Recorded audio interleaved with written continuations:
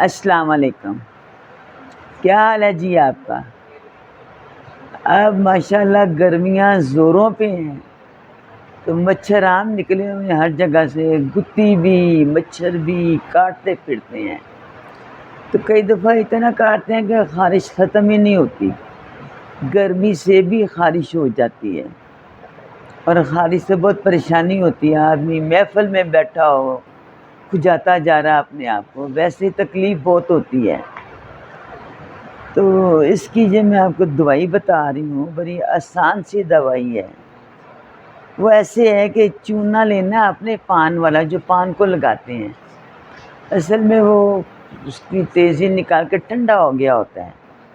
وہ آپ نے لینا ہے 10 گرام، جو پان کو چونا لگاتے ہیں وہ 10 گرام لینا ہے۔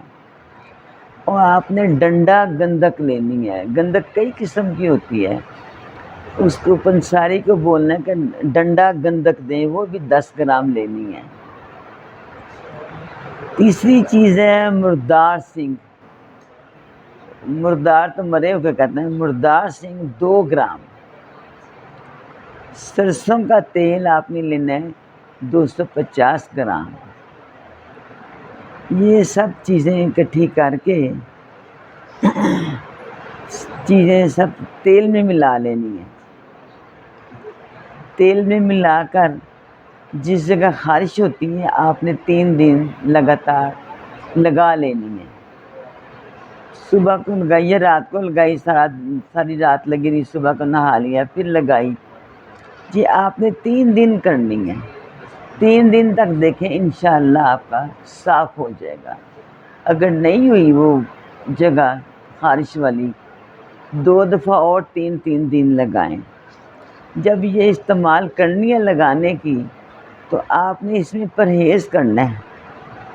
پرہیز سختی سے ہے، نہ انڈا کھانا ہے، نہ مچھلی کھانی ہے، نہ بڑا گوشت۔ گوشت ہر قسم کا چھوڑ دینا آپ نے، کوئی گوشت نہیں کھانا، گرم چیزیں نہیں کھانی، آپ نے تیز مرچ مسالہ نہیں کھانا، اس میں ہلکے مرچ مسالے کا سالن کھانا ہے، سبزیاں کھانی ہیں، گوشت کسی قسم کا بھی نہیں کھانا، کریلے بھی نہیں کھانے۔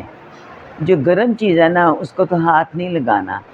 انشاءاللہ آپ ٹھیک ہو جائیں گے۔ ٹھیک ہو جائیں گے تو آپ دوسروں کو بھی بتائیں، بھلائی ہو جائے گا کسی کا، کسی کو بتایا تو ہمیں آپ دعاؤں میں یاد رکھیں، انشاءاللہ شفا ہوگی۔ تو ہمارے چینل کو ذرا سبسکرائب کرنا نہ بھولیں، جو کر دیں تو بڑی مہربانی آپ کی ہوگی۔ انشاءاللہ شفا کے بعد دعاؤں میں یاد رکھیں، اور میری طرف سے اللہ حافظ۔